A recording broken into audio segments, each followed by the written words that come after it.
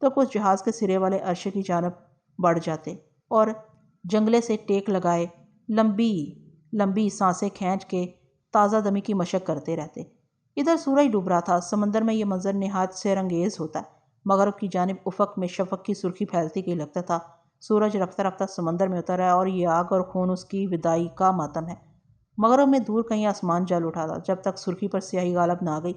گورے وہیں کھڑے غروب آفتاب کا نظارہ کرتے رہے۔ ہر چند غروب اور زوال سے انہیں کوئی نسبت نہیں تھی۔ انہوں نے داستانیں ہی پڑھی ہوئی، کہتے ہیں کمیابی اور نایابی اشتیاق فزوں کرتی ہے۔ گوروں کے چلے جانے کے بعد عرشے کے کنارے والا حصہ خالی ہو گیا اور دور دور کھڑے ہندوستانی مسافروں نے بھی پھر وہاں تسلط جما لیا، مگر اب اندھیرے کے سوا وہاں کیا رکھا تھا؟ ساری روشنیاں جلا دی گئی تھیں اور چاروں طرف سے تاریکی میں گھرا ہوا جہاز اس وقت روشنی کا جز بن گیا تھا۔ روشنیاں ابلتی کوندتی لہروں پر منتشر ہوتی تو نیچے جلتے بجھتے ستاروں کا گمان ہوتا۔ مٹھل کو عرشے پر ایک معقول جگہ لٹا کے میں، زورا اور جمرو چہل قدمی کرتے جہاز کے عقبی حصے کی طرف چلے آئے۔ پاس ہی گوروں کا چائے خانہ یا عشرت کدہ تھا۔ شیشے، رنگ اور روشنی نے گڈمڈ ہو کے وہ جگہ طلسماتی سی کر دی تھی، خواب کا سا کوئی احساس۔ باہر سے نظر آ رہا تھا کہ زندگی وہاں بیٹھے ہوئے لوگوں کی اسیر ہے۔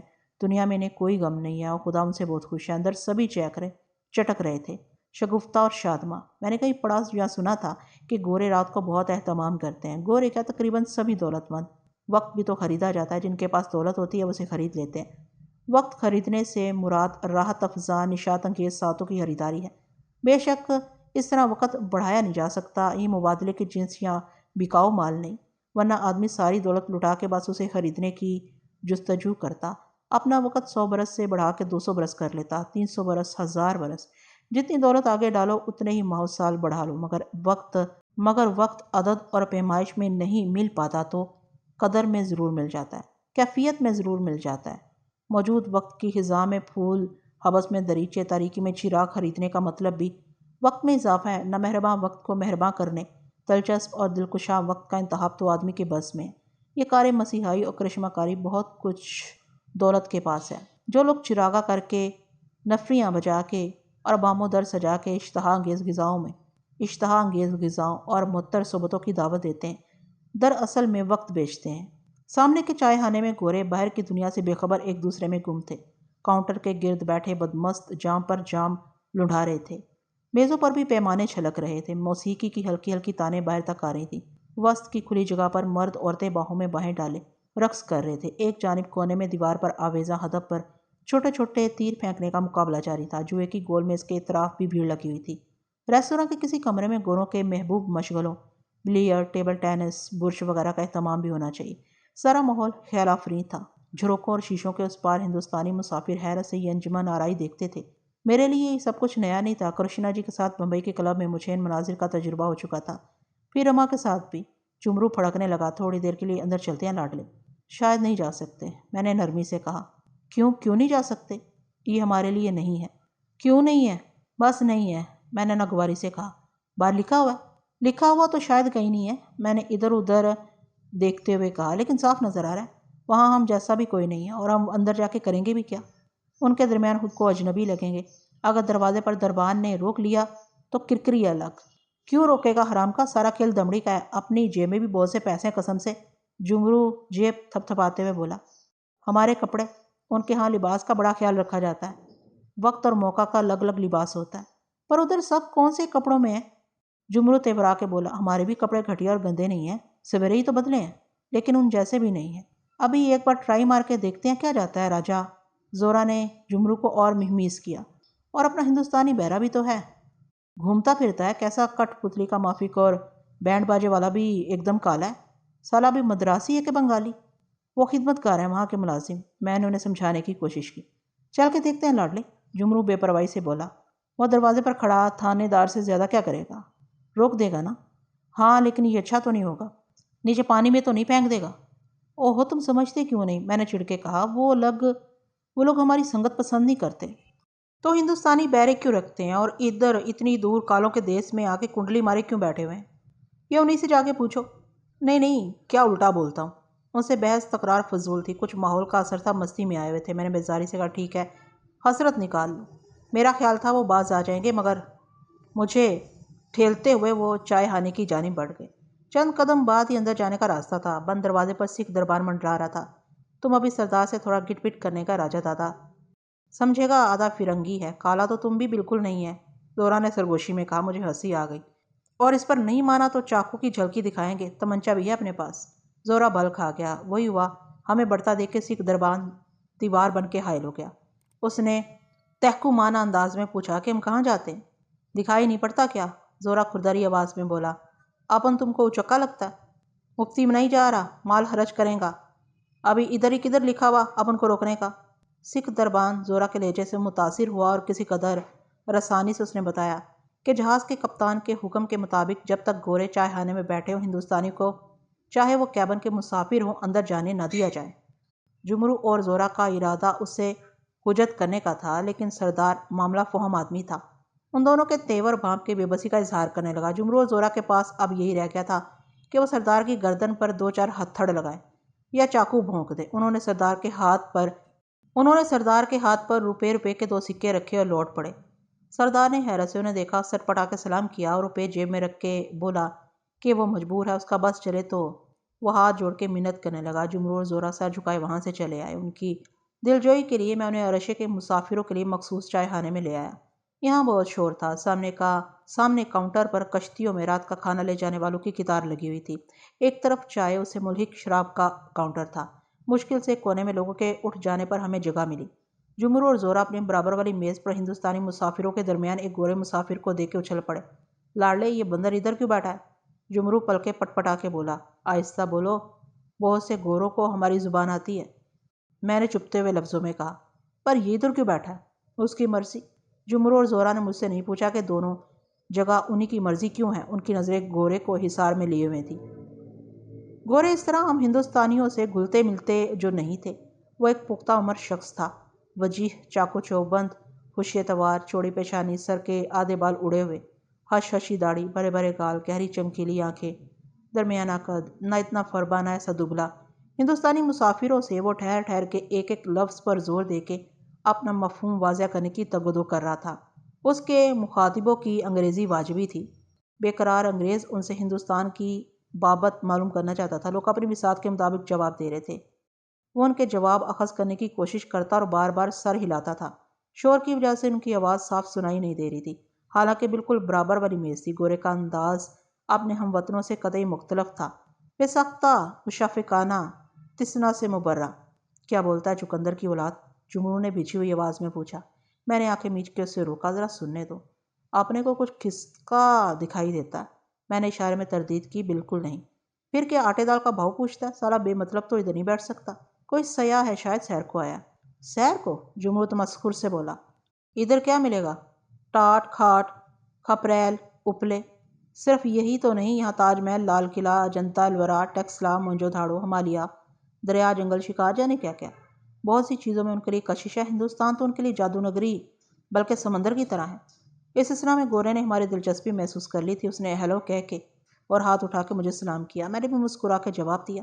وہاں میز پر ایک کرسی خالی تھی۔ گورے نے اپنے ساتھ بیٹھے ہوئے لوگوں سے معذرت کی اور باوجلت ہماری طرف چلا آیا۔ اگر میں مخل نہ ہوں تو کچھ دیر کے لیے آپ کے پاس بیٹھ سکتا ہوں؟ اس نے کرسی کا ہتھا پکڑتے ہوئے انگریزی میں پوچھا۔ ضرور ضرور، میں نے بھی انگریزی میں جواب دیا، اٹھ کے اس کے لیے خالی کرسی پیچھے کر دی۔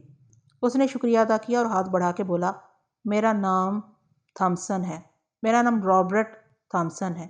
اس کے مسافے میں بڑی گرم جوشی تھی۔ میں نے بھی اپنا نام بتایا۔ اس نے زورا جمرو سے ہاتھ ملایا، کرسی پر بیٹھ گیا۔ 2-4 فکروں کے بعد اس نے شائستگی سے کہا، ہندوستان کا یہ میرا پہلا دورہ ہے، مگر آپ کو تو اچھی ہندوستانی آتی ہے۔ اوہ، وہ ہنس کے بولا، ایسی بھی کہاں، یہاں آنے کے لیے تھوڑی شدھ بدھ حاصل کی تھی، میرا خیال ہے کچھ بھی نہ کر سکا۔ اور ہندوستان میں صرف ہندوستانی ہی تو نہیں بولی جاتی، یقیناً یہاں تو کہیں کہیں پڑوسی شہر میں بھی زبان بدل جاتی ہے۔ میں نے اس کی تائید کرتے ہوئے پوچھا، کیا آپ سیاحت کے لیے آئے ہیں؟ ہاں، ایک طرح سیاحت بھی ہے کہ میں اس دورے کا عرصے سے آرزومند تھا، بہت سن رکھا تھا آپ کے اس طلسم کدے کے بارے میں۔ میرا جی چاہا کہوں کہ اب ہمارا کہاں، لیکن میں چپ رہا۔ وہ کہنے لگا، اب کہیں جا کے موقع ملا۔ سیاحت کے علاوہ اصل میں حکومت برطانیہ کی ہدایت پر ہندوستان کے سیاسی اور سماجی رجحانات کے مطابق سیاسی اور سماجی رجحانات کے مطالعے کی غرض سے آیا ہوں۔ یہاں ان دنوں سیاسی بے چینی شدید ہے، انقلابی تحریکیں زور پکڑ رہی ہیں، شہر وسعت پار ہے اور صدیوں کا منجمد بہی معاشرہ نئی صنعتی عہد میں داخل ہو رہا ہے۔ جہاز پر سوار ہوتے ہی میں نے ہندوستانی مسافر تلاش کرنے شروع کر دیے تھے۔ اتفاق سے مجھے مطلوب آدمی نہ مل سکے۔ جہاز مشرقی اوسط کے کئی ساحلوں پر لنگر انداز ہوا اور ہر جگہ سے ہندوستانی مسافر سوار ہوئے۔ گو ان کی تعداد اتنی زیادہ نہیں تھی، تاہم تقریباً سبھی سے رابطہ کیا اور خاطر ہوا نتائج نہ مل سکے۔ اب ہندوستان کے دروازے کراچی سے سفر شروع کرنے والے مسافری مکمل ہندوستانی نظر آئے ہیں، اور میری خوش قسمتی ہے کہ آپ سے جلدی ملاقات ہو گئی۔ یہ کتنی اچھی بات ہے کہ آپ جیسا ہم زباں مل گیا۔ میں کیا چاہتا ہوں، میں تو انگریزی میں اتنی شدھ بدھ بھی نہیں رکھتا جتنا آپ ہندوستانی سے واقف ہیں۔ میں نے دھیمے لہجے میں کہا، کیا میں اسے مشرقی انکسار پر محمول کروں؟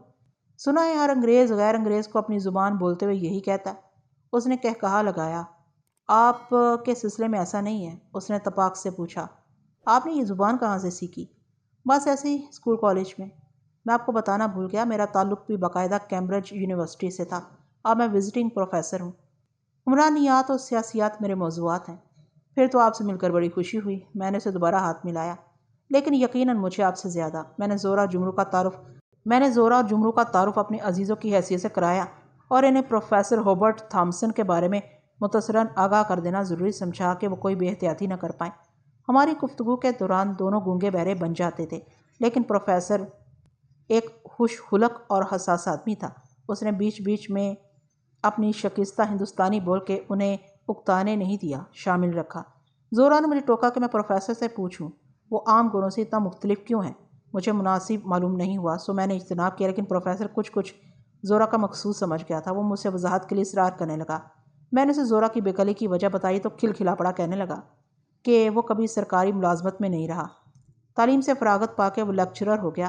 اس کے بعد بس کتاب اور طالب علم سے ہی واسطہ رہا۔ یہی کچھ جاننے کے لیے اسے بھیجا گیا کہ انگریزوں کی کون سی نفہمی کج روی، کون سے رویوں سے ہندوستان کے طول و عرض میں برگشتگی کو ہوا ملی ہے۔ میں نے پروفیسر کے جواب کی ترجمانی کی تو پہلی بار جمرو اور زورا کے چہروں کی خشونت دور ہوئی۔ جمرو کہنے لگا کہ وہ تو سمجھتا تھا سارے گورے لاٹ صاحب اور صاحب بہادری ہوتے ہیں، کمشنر، ڈپٹی کمشنر، کلیکٹر۔ میں نے پروفیسر کو بتایا تو بہت محظوظ ہوا۔ چائے آ گئی تھی، ساتھ میں پیسٹری اور بسکٹ وغیرہ بھی تھے۔ چائے خانے میں نفری بڑھ جانے سے شور شرابہ زیادہ ہو گیا تھا۔ بات کرنے کی دشواری ہو رہی تھی۔ سگریٹ بیڑی کا دھواں ہر طرف پھیلا ہوا تھا، اور جن لوگوں نے شراب پی لی تھی انہیں اپنی آوازوں پر اختیار نہیں رہا تھا۔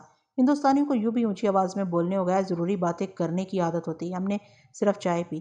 پروفیسر نے کچھ کھانے سے پرہیز کیا اور تعویل کی کہ وہ یہاں کی آب و ہوا سے جسمی مطابقت تک کھانے پینے کی چیزوں میں احتیاط کرنا چاہتا ہے۔ اتنی دیر میں ہمارے مابین اجنبیت کا تقدر ہاسا چھڑ چکا تھا۔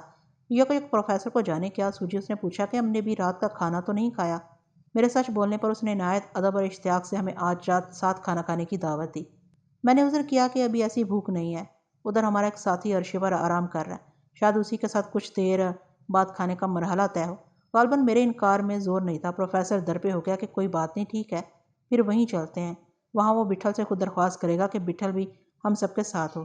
میرے تکلف اور معذرت سے وہ مایوس نہیں ہوا، کہنے لگا، جناب کھانا تو ایک بہانہ ہے، دوسرے چائے خانے میں نسبتاً سکون ہے، وہاں اچھا وقت گزرے گا۔ مجھے جمرو اور زورا کو جلد سو جانے کی عادت نہ ہو تو از راہ نوازش غیریت نہ برتی جائے۔ میرا خیال تھا کہ جمرو اور زورا میری تائید کریں گے۔ وہ فوراً آمادہ ہو گئے، بلکہ جمرو نے صلاح دی کہ وہ کھانے کی کشتی بٹھل کو پہنچا کے اور اسے بتا کہ ابھی واپس آتا ہے، ہم کچھ دیر وہیں اس کا انتظار کریں۔ جمرو اور زورا دونوں ہی چلے گئے، جلد واپس آ گئے۔ بٹھل نے کھانے پر آرام کو ترجیح دی تھی۔ زورا اور جمرو کے آ جانے پر پروفیسر اٹھ گیا۔ چند لمحوں میں ہم دوبارہ سکھ دربان کے سامنے پہنچ گئے تھے۔ وہ حیرتی نظروں سے ہمیں دیکھا کیا۔ پروفیسر نے دروازے پر اس کی موجودگی کو کوئی اہمیت نہ دی۔ سکھ دربان کے سلام پر سر ہلاتے ہوئے اس نے ہمارے لیے دروازہ کھولا۔ چائے خانے میں ہم تینوں کے اندر داخل ہونے کے بعد ہی وہ اندر آیا۔ شبستان ایسی ہی کسی جگہ کو کہتے ہوں گے، اس کا احوال دیکھنے سے تعلق رکھتا تھا۔ باہر سے شیشوں جھروکوں کے پار تو اشیر بھی دکھائی نہیں دیتا تھا۔ یہاں تو نظارہ ہی کچھ اور تھا، لگتا ہی نہیں تھا کہ ہم کسی جہاز پر سوار ہیں۔ کوئی منزل نہ مسافر کل آئے نہ آئے، بس یہی ایک ساتھ زندگی کا حاصل ہو۔ چائے خانے کا آرائش و زیبائش شاہانہ تھی، اور رقص کرتے لوگوں کی آب و تاب مستضاد۔ خوشبو، موسیقی اور ٹھنڈک نے ہمارا استقبال کیا۔ سب کی نگاہیں ہم بد نسلوں کی طرف مرکوز ہو گئی تھیں، لیکن پروفیسر ایک معزز و محترم شخص تھا۔ سب نے سر جھکا کر اسے تعظیم دی اور سہما سہمی ہمارے لیے بھی ہاتھ اٹھائے اور ہونٹوں پر مسکراہٹ سجائی۔ پروفیسر ہمیں ایک پرسکون گوشے میں لے آیا۔ جمرو اور زورا بے زبان ہو گئے تھے، پھیلے ہوئے دیدوں سے وسط کی خالی جگہ پر رقصہ جوڑے دیکھتے رہے۔ پروفیسر ہماری خاطر مدارت کے لیے بہت بےتاب تھا۔ خدمتگار جلد یا بددیر خود ہمارے پاس آتا، لیکن پروفیسر کو ذرا سی تاخیر گوارا نہ تھی۔ جب تک کاؤنٹر پر جا کے خدمتگار کو اپنی میز پر بھیجنے کی ہدایت نہ کر دی، اسے چین نہ آیا۔ واپس آ کر اس نے لہکتی آواز میں کہا کہ اب آپ کھل کے بیٹھیے، میری گزارش ہے کوئی تکلف نہ کیجیے۔ تکلف تو آپ کریں جناب، میں نے کہا۔ آپ ہندوستان آئے ہیں، آپ کو ہمارا مہمان ہونا چاہیے۔ میں نے بھی ہندوستان کی سرزمین پر قدم کہاں رکھا ہے۔ آپ سے وعدہ کبھی بلائیں گے تو ضرور آئیں گے۔ بمبئی ہی میں قیام ہے نا آپ کا؟ جی ہاں، میں نے جلدی سے کہا۔ اور کیا مشغلہ ہے؟ میں اسے کیا بتاتا؟ میں نے سانس بھر کے کہا، ان دنوں تو سفر میں گزر رہی ہے۔ کاروبار سلسلے میں؟ میری آواز ٹمٹما گئی۔ ہاں، یوں ہی کہہ لیجیے۔ اچھا ہوا اس نے کاروبار کی نوعیت کے بارے میں کوئی سوال نہیں کیا۔ اس اثنا میں معمر ہندوستانی خدمتگار بھی آ کے حلال انداز ہو گیا تھا۔ پروفیسر نے جھجکتے ہوئے ہم تینوں سے پوچھا کہ کیا ہم شراب پینا پسند کریں گے؟ جمہور اور زورا نے میری طرف دیکھا اور انکار کر دیا۔ پروفیسر نے خدمتگار کو سنترے کا رس لانے کا حکم دیا اور کھانے کے کارڈ کا بغور مطالعہ کرنے لگا۔ کھانے میں کیا لیجیے گا؟ کچھ بھی مگر سور نہیں۔ مجھے معلوم ہے، اس نے سینے پر ہاتھ رکھ کے کہا۔ اتفاق ہے کہ میں بھی نہیں کھاتا، بلکہ سرخ گوشت ہی سے رغبت کچھ کم ہے۔ البتہ سفید یعنی سمندری گوشت شوق سے کھاتا ہوں۔ کیا خیال ہے وہی منگوائیں؟ بہتر ہے، سمندر میں ہے، اس کا حق بھی ادا ہو جائے گا۔ ہمارے ہاں ایک کہاوت ہے، جیسا دیس ویسا بیس، مگر ہم چاروں کے لیے ہونا چاہیے۔ دوسرے لمحے اس کی سمجھ میں آیا اور شوخی سے بولا، مگر انصاف بھی شرط ہے۔ ہاں ہاں، وہ ہنسنے لگا۔ اس نے توام نامے پر نشانات لگائے۔ میں نے خیال رکھا، اطمینان رکھیں، غذا کا ضیاع اچھا نہیں لگتا، کچھ ندامت سی ہوتی ہے۔ ہندوستانیوں کو تو دکھ بھی ہوتا ہے۔ ہو، پہلو بدل کے بولا، ہماری آپ کی اچھی نبھے گی، حالانکہ ماں بہن ایسی نسبتیں نہیں ہیں، میں نے تیکھے لہجے میں کہا۔ وہ چونک پڑا اور ایک ثانیے کے لیے اس کا چہرہ تمتما گیا۔ میں یہی جاننے کے لیے آیا ہوں، نسبتیں کہاں کھو گئیں؟ کیا آپ کے سر پر سینگ اور میرے عقب میں دوں لگی ہوئی ہے؟ کاش کہ ایسا ہوتا تو امتیاز تو طے ہو جاتا۔ ہاں، وہ کھوسا گیا، آپ ٹھیک کہتے ہیں، اس بات میں ہاسا کرب ہے، میرا مقصد دل آزاری نہیں۔ میں جانتا ہوں، وہ تیزی سے بولا، لیکن جیسا کہ میں نے پہلی وضاحت کی ہے، مجھے اوروں کے پیمانے سے مت دیکھیے۔ تو پھر یہاں کیوں بیٹھے ہوتے؟ یہ تو علاقہ غیر ہے، میں آپ سے کچھ عرض کرنا چاہتا ہوں۔ اس کے لہجے میں بے کلی تھی، عاجزی بھی۔ آپ کو شاید مایوسی ہو، میں تو کچھ بھی نہیں جانتا، اور یہ انکسار نہیں۔ واقعہ یوں کہیے کہ مجھے ادھر ادھر دیکھنے کی فرصت ہی نہیں ملی، جو کچھ جان سکا ہوں بغیر اختیاری ہے۔ کھلی آنکھوں سے ادھر ادھر نظر پڑی جاتی ہے، بس اسی قدر آتا ہے آپ ایک عالم و فاضل شخص ہیں۔ جہاز سے اتر کے یقیناً آپ کو اپنے مطلب کے بہت سے لوگ مل جائیں گے، شاید میں بھی اس کام میں کچھ اعانت کر سکوں۔ مجھے شبہ ہے آپ ایسے لوگوں سے آسانی سے ملاقات ہو سکے۔ میرے سامنے ہونے پر مخاطب کو احتیاط مانے ہونی چاہیے۔ شاید میں اس ذمہ داری کے لیے موزوں نہیں جو مجھے سونپی گئی ہے۔ انہی فریقین میں سے کسی کا انتخاب کرنے کے بجائے باہر کے آدمی کو اس فریضے پر مامور کرنا چاہیے تھا۔ حیرت ہے انہوں نے اس نزاکت پر غور نہیں کیا۔ ہو سکتا ہے باہر کے آدمی کے ساختہ آئینے میں انہیں بھیانک شکلیں نظر آنے کا خوف ہو، میں نے بے ساختہ کہا۔ خدمتگار پھر مخل ہو گیا تھا۔ ایک نے رس لا کے رکھا، دوسرے نے پلیٹیں سجائیں۔ پروفیسر لمحوں تک چپ رہا، اس کا گلاس خالی کرتا رہا۔ موسیقی کی آواز کبھی ایک دم تیز ہو جاتی، کبھی مدھم پڑ جاتی تھی۔ لوگ مسلسل ناچ رہے تھے اور کسی کو کسی سے سروکار ہی نہ تھا۔ مجھے اس عرصے میں خود کو استوار کرنے کا موقع مل گیا تھا۔ میں نے طے کیا کہ پروفیسر سے کسی پیچیدہ معاملے پر بات ہی نہیں کرنی چاہیے۔ اسے حاصل بھی کیا ہے؟ میں کیا اضافہ کر سکوں گا؟ مبادا میرے منہ سے کوئی بے محل بات نکل جائے اور فضول میں یہ ہوش بصری خوش وقتی منتشر کر دے۔ بہرحال پروفیسر ایک فریق ہے اور ایک زیرک آدمی۔ زیرکی آدمی کی دولت ہے تو کبھی اسے بہکا بھی دیتی ہے، الجھا بھی دیتی ہے۔ کثرت ہر چیز کی بری ہوتی ہے۔ خدمتگار نے پروفیسر کے حکم کی تعمیل میں عجلت کی، جلدی جلدی کھانا میز پر لگا دیا۔ کہتے ہیں ہندو کھانے کی جگہ مسلمان کھانے کی قسم اور انگریز کھانے کے آداب کو بڑی اہمیت دیتے ہیں۔ مجھے ٹھیک طرح یاد نہیں رہا، کبھی بچپن میں سنا تھا۔ فرانسیسیوں کی بھی کچھ اسی طرح کی شہرت ہے۔ غالباً ان کے بارے میں مشہور ہے کہ وہ کھانے کے وقت کا خاص خیال رکھتے ہیں، کب، کہاں، کیسے اور کیا کی ترتیب سے۔ یہ دلچسپ قول کہیں سنا تھا۔ پروفیسر نے ایک انبار منگوا لیا تھا۔ ساری میز بھر گئی۔ کیکڑے کا سوپ، کچی اور ابلی ہوئی سبزیوں کا سلاد، صلاحوں والے بسکٹ، ڈبل روٹی، مکھن، لیموں کا پانی، مچھلی کی کئی قسمیں، جھینگے ڈونگوں میں کھانے ایسی نفاست سے رکھے گئے تھے کہ لگتا تھا تراشے گئے ہوں۔ انہیں چھوتے چھیڑتے جراحت کا احساس ہوتا تھا، کہیں میلے نہ ہو جائیں، ٹوٹ اور بکھر نہ جائے۔ مجھے افسوس ہے اس جگہ ہندوستانی کھانے نہیں ملتے۔ پروفیسر نے مصنوعی خجالت سے کہا۔ یہ مصنوعی خجالت بھی آداب کا حصہ ہے۔ مجھے کہنا چاہیے تھا کہ ملتے بھی تو ہندوستان کی کتنی نمائندگی کرتے۔ میں نے یوں ہی کہہ دیا، مگر کھانے تو ملتے ہیں۔ ہاں، اور ایسے برے بھی نہیں۔ وہ تو یقینی ہے، کچھ کھانے والوں کا حسن ذوق بھی کام دکھاتا ہے، میں نے آہستہ سے کہا۔ حسن ذوق تو ہندوستانیوں کا بھی خوب ہے۔ لندن میں متعدد ہندوستانی ہوٹل ہیں، میں وہاں جاتا رہتا ہوں۔ کیا لذیذ کھانے تیار کرتے ہیں ہندوستانی۔ اس منصب پر اپنی تعیناتی کے بعد تو میں نے معمول بنا لیا تھا۔ مجھے تو بہت سے کھانوں کے نام بھی آ گئے تھے، بریانی یخنی پلاؤ، کباب، اور وہ میٹ بال کیا کہتے ہیں اس کو، وہ لچ کے بولا، کوفتے تو نہیں؟ جی ہاں وہی، وہ چل کے بولا۔ اور ہاں، ماش کی دال کا تو جواب ہی نہیں، مرغ مسلم، تندوری مرغ، اور شرینی میں زرداد، شاہی ٹکڑے وغیرہ، بے شمار قسمیں، بے شمار نام۔ پھر تو ہندوستان آپ کے لیے نیا نہیں ہوگا، آپ اپنے آباء و اجداد کے مانند پوری طرح مسلح ہو کے آئیں۔ میں نے خود کو روکا، بس میری زبان سے نکل گیا اور بہت پچھتاوا ہوا۔ لقمہ لیتے لیتے پروفیسر کا ہاتھ بھی رک گیا تھا۔ اس نے مضطربانہ نظروں سے میری طرف دیکھا۔ یہ قدرت ہر قص و ناقص میں نہیں ہوتی کہ کان میں اس کے ہونٹوں پر مسکراہٹ چھا گئی۔ آپ ٹھہر کیوں گئے؟ مجھے اپنے لہجے میں آلودگی کا گمان ہوا۔ کیا خوب! آپ کو یقیناً اچھا نہیں لگا ہوگا۔ صرف ایک پل کے لیے، اور میں اسے جہالت پر محمول کرتا ہوں۔ اس کی آواز میں کوئی بناوٹ نہیں تھی۔ میں نے خاموشی مناسب سمجھی۔ کچھ تامل کے بعد موضوع بدلنے کے لیے زورا جمرو سے پوچھا کہ وہ کیسا محسوس کر رہے ہیں۔ کیا بات ہے لاڈلے، قسم سے ادھر تو ہر کوئی ملکہ بادشاہ ہے، جارج بادشاہ، ملکہ وکٹوریہ۔ جمرو چہک کے بولا۔ پروفیسر نے بھی سن لیا تھا۔ اس نے تجسس سے اپنی ٹوٹی پھوٹی ہندوستانی میں پوچھا، یہ بادشاہ ملکہ لوگ کا کیا بولتا ہے؟ کچھ نہیں، بس ایسے ہی۔ میں نے ٹالنا چاہا، پھر پروفیسر کو مسکراتے ہوئے بتایا تو اس نے بھی بہت لطف لیا۔ بادشاہ اور ملکہ بھی آدمی ہوتے ہیں۔ ہاں، مگر ہر آدمی بادشاہ اور ملکہ نہیں ہوتا، ہو بھی نہیں سکتا۔ اس نے سر ہلا کے تائید کیا اور مزاحاً بولا، اگر سبھی بادشاہ اور ملکہ ہو جائیں تو یہ دنیا کیسی ہو جائے؟ پھر کوئی بھی بادشاہ اور ملکہ نہ رہے۔ ہاں واقعی وہ اضطراری انداز میں بولا اور اس کا چہرہ کھل اٹھا۔ پروفیسر کے سامنے تشریح کی ضرورت نہیں تھی کہ بادشاہ تو محکوموں سے ہوتا ہے، بادشاہت کے لیے لازم ہے کہ محکوم موجود ہو۔ میں نے کہا، آپ نے کبھی سوچا بادشاہ کی سب سے بڑی خوبی شاہی خاندان سے اس کی نسبت ہے؟ میرے ایک استاد کہتے تھے، سنار کا بیٹا سنار، لوہار کا بیٹا لوہار، عالم کا بیٹا عالم، اور نان بائی کا بیٹا نان بائی نہیں ہوتا۔ وہ کہتے تھے ہر شخص جاہل پیدا ہوتا ہے، مگر بادشاہ کی فضیلت بادشاہ کے خاندان میں پیدائش ہے۔ صرف بادشاہ کا بیٹا بادشاہ ہوتا ہے۔ بہت سے لوگ بادشاہ شاہی خاندان سے نسبت کے بغیر بادشاہ بن گئے ہیں۔ پروفیسر نے شائستگی سے تردید کی، اپنی قوت بازو سے یا سازشوں سے؟ وہ استثناء کے ذیل میں آتے ہیں۔ پھر بادشاہ بن جانے کے بعد ان کے ہاں بھی یہ سلسلہ جاری ہو جاتا ہے۔ تاج ان کے فرزندانے دل بند کے سروں پر سج جاتا ہے۔ تاج خاندان میں گردش کرتا رہتا ہے۔ قوت بازو اور سازشوں سے تحت پر متکمن ہونے والے بادشاہوں کی بھی مہذب آدمی کا جو طور ہوتا ہے۔ کسی طالب علم کی طرح پروفیسر سنجیدگی سے سنتا رہا اور کہنے لگا، ہاں یہ سچ ہے، آپ کے بیان میں کلام کی گنجائش نہیں ہے تو جزوی۔ کیسا فکر انگیز پہلو ہے یہ! جمرو اور زورا ہماری گفتگو میں شامل نہیں تھے۔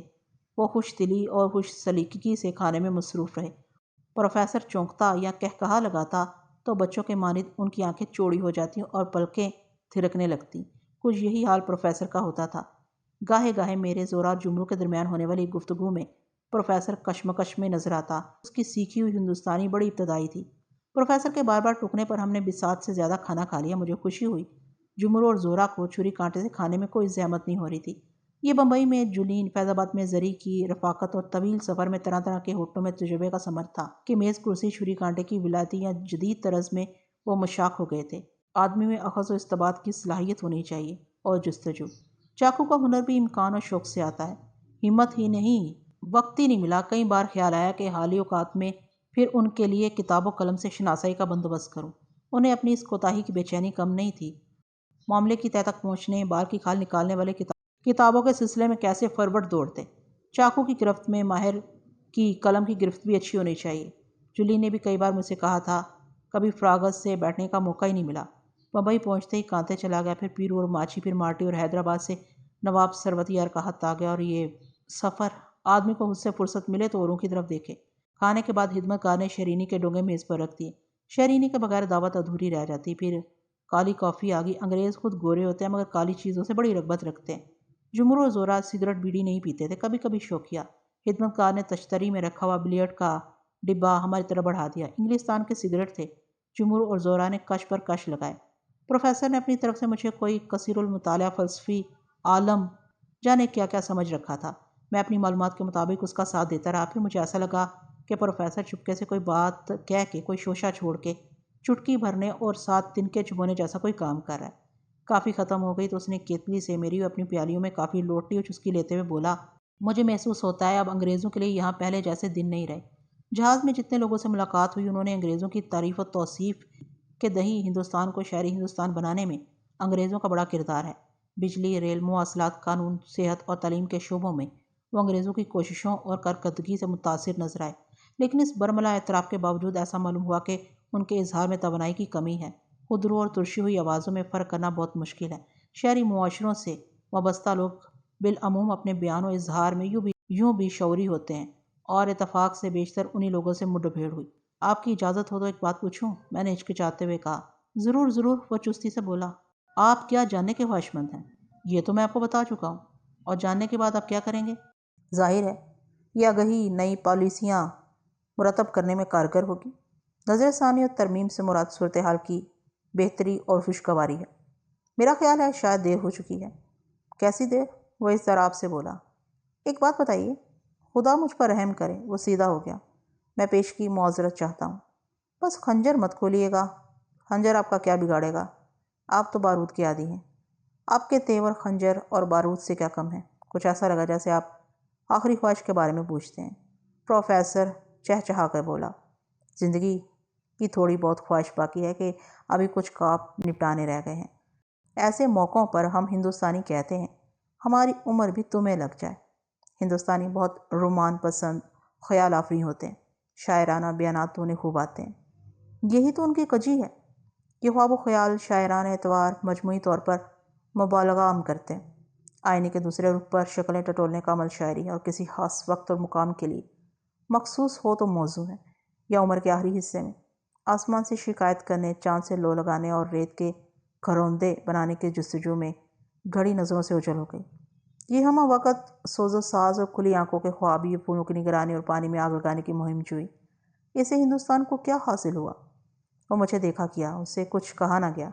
چند لمحے تذبذب میں گزر گئے، پھر اس نے دھندلائی آواز میں کہا، آپ کیا پوچھ رہے تھے؟ میں تو بھول ہی گیا۔ یقیناً کوئی اہم بات نہ ہوگی۔ میرے لیے آپ کی ہر بات اہم ہے۔